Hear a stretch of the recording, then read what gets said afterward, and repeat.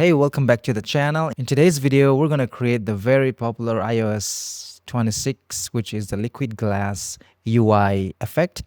And we're going to build that entirely inside After Effects. All right, so the project file for this will be available on my Patreon page. And that's also the way you can support what I do. All right, enough talking, let's get started. So let's create a new composition. I'm going to call it main comp, and I'm gonna set this to 60 frames per second to have a butter smooth animation. Okay, hit OK. All right, let's create a shape. Let's turn on this title action safe, and we're gonna create a shape. And I don't want the fill to be gradient. I want it to be a solid color of maybe white like this. And what I'm gonna do is selecting on the shape layer, hold down Control and click on this. That will center the anchor point to the center of the shape. Okay, so you can rename this search. Okay, and go inside the rectangle, go to rectangle path, and I'm going to set this roundness to 100. So I'm going to unlock this size, and maybe I'm going to shrink it down a little bit here and size it a little bit here. So what I'm going to do is I'm going to animate this. So let's go a few frames forward somewhere here, set the size here, and I'm going to go to the first frame and set this to 0. Select all the keyframes, F9 for easy ease, and make the graph like this, and you have this. Okay, right? So we have this, and I think we're going to do some animation on the position.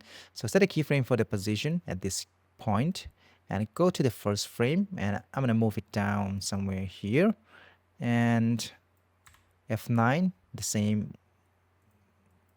like before, and I'm gonna do the graph something like this. If you don't have a graph like this, you can go here and check this edit speed graph, go back to the normal timeline, and okay, that's very smooth. Let me pre-compose this. Okay, Control Shift and C. So I'm gonna rename this shape, hit OK, and I have some assets here. I'm going to drag and drop this magnify and mic inside the timeline. And I'm going to hit S to bring up the scale and maybe scale it to 12. And I'm going to move the mic to the right side using the arrow keys on the keyboard. And I'm going to move the magnifying glass to the left side, which is somewhere around here. So I'm going to add a text and write search. I'm using this font, by the way, and I'm going to change this to light. Yep. And just reposition it somewhere around here. All right. So once you have that, we're going to animate the magnifying glass. I'm going to select this pen behind tool. I'm going to move this to the right bottom and hit S to bring up this scale. And once the shape comes up, I think I'm going to start the animation from here, set a keyframe and move few frames, and I'm going to set a keyframe here and go back to the first frame. I'm going to set this to 0, select all the keyframes, F9, go to the graph editor, and I'm going to move the graph like this. Right, that's nice. And I'm going to do the same for this. So mic, and I move this to the left bottom corner, and I'm going to set a keyframe for the scale here, and exactly at the same timing, set a keyframe here, go to the first keyframe. I'm going to set this to 0, select all the keyframes, F9, and I'm going to go and tweak the graph to something like this. Okay, all right, so that's a very smooth animation. I'm going to trim both of these layers here. Hold down Alt and the left square bracket to trim that. Okay, so once you have that, we're gonna add some text animation. These are just basic stuffs. Let's select the animate and add position. And I'm gonna move the position somewhere around here. And I'm going to expand this range selector. Go to advanced and go and change this to shape to ramp up. And I'm going to set the offset to -100. And I'm going to start the animation from here. Set a keyframe here, move few frames ahead. Like that. Maybe I'm going to retime the animation the same like this. Okay. Oops, I think that's, yeah, almost the same. Yeah. All right. That's the same. Maybe I'm going to move the position even more down. Okay, so select all the keyframes, F9 for easy ease, go to the graph, and I'm going to set the graph to something like this. I think that's a little bit fast. Maybe I'm going to make it slower. Okay, so we're going to add some more here to the text animation. Just click on add, property, and I'm going to add a blur. And also I'm going to add an opacity. So I'm going to start with opacity 0. And it comes up with that. And I think I'm going to increase the blur to, I don't know, 50. All right, so I'm going to set this to 50. And okay, that's the basic animation for this UI. And I think I'm going to change all this to white. And I'm going to add a fill to this layer. And I'm going to change this to white. And I'm going to copy this fill, Control C to copy, and I'm going to paste it on this layer.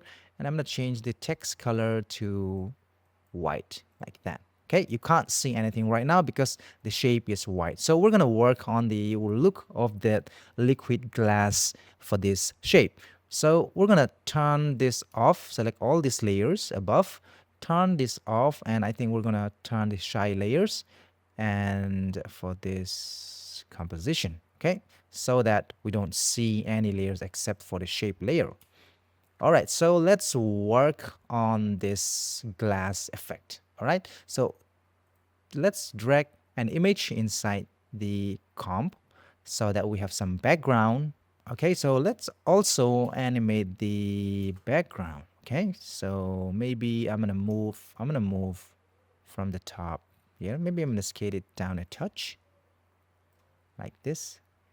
And yeah, maybe I'm gonna move the position P on the keyboard, set a keyframe, and I'm gonna move it here and maybe till here. Yeah, I think, yeah, that's great. And what we're gonna do right now is we're gonna create some mask for the distortion effect. Okay, so I'm gonna right click on this, go to layer styles and inner shadow. We're gonna add an inner shadow. Let's go inside this inner shadow, and I'm gonna go and increase the size and maybe the opacity and maybe distance a little bit. I don't want to mess with this. Maybe increase the opacity and maybe size. I think right about there. Yeah, I think that's great. And what we're going to do is we're going to pre-compose this again. Control, Shift, and C. And move all attributes. And we're going to make this, rename this glass texture map. Or maybe glass map. Okay? Glass map. Hit OK. All right, let's go inside this glass map. Since we are going to use this for a map, the background has to be there. So we're going to create a black background. Hit BG. Okay, I'm going to move it just below the shape, and we're going to close that glass map pre-comp. So we are here back, and we're going to shut the eye off, and we're going to import the map, the shape that we have created earlier just below the glass map. Okay, so what we're going to do is we're going to convert this into an adjustment layer with this button. If you don't find this, you can just hit this toggle switch and you can find this. You can just click on that. That will convert that into an adjustment layer. And what I'm going to do is I'm going to add a lens blur. Camera lens blur. Here it is. And right away you can see, can just crank it up. You can see some blur here. Maybe I'm going to add to 12. Yeah, I think we're going to change some position properties for this background because We can't see much of that glass effect. Let's just zoom in instead, okay? Hit S, set a keyframe, and maybe I'm gonna zoom in like this, okay? Maybe till here, and something like this, okay? Yeah, that's much better. And what I'm gonna do is I'm gonna rename this to blur to know what's going on here. And I'm gonna duplicate this, Control D, and I'm gonna delete this blur. And maybe I'm going to call this glass effects. Okay, I'm gonna add a CC glass effect, and go to the effects and controls, collapse this surface, and you can change this bump map to the glass texture or the glass map that we have created earlier right here. Just click on that. You can see that. You can see now some changes here. You can just, increase this height maybe to 50, and you can just play with these settings. Softness to 10, 20 was fine, I think.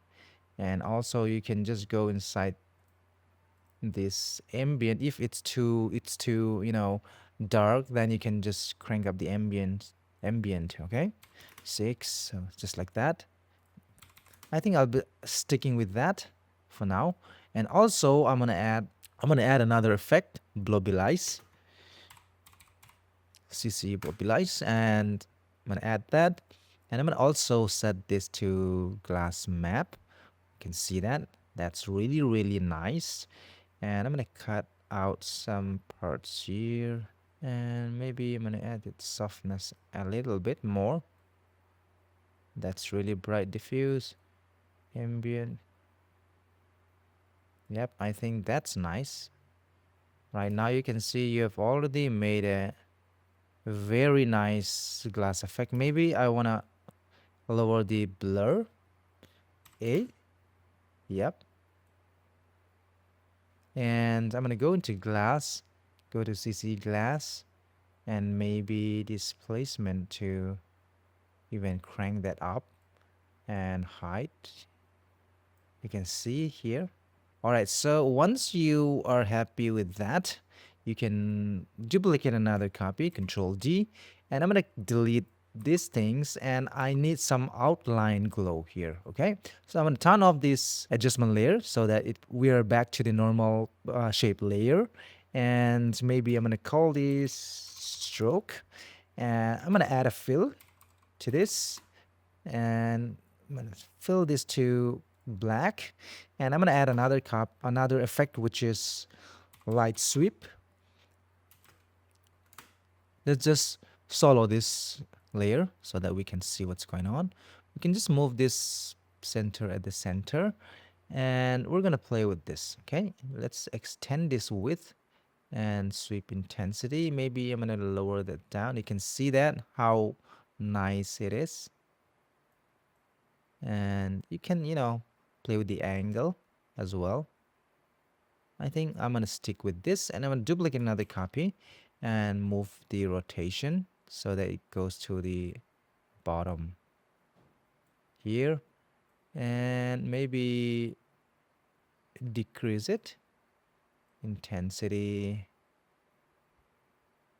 to 0. I think it should be at 0.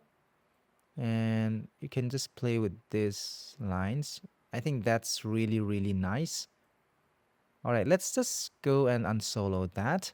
And right now you don't have anything because we need to change the blending mode to add before and after. That's really, really nice. If you turn back the shy layers, you can click on this icon, and if you turn this back on, in excluding the glass map, because we don't have to on that, let's just see what we have here.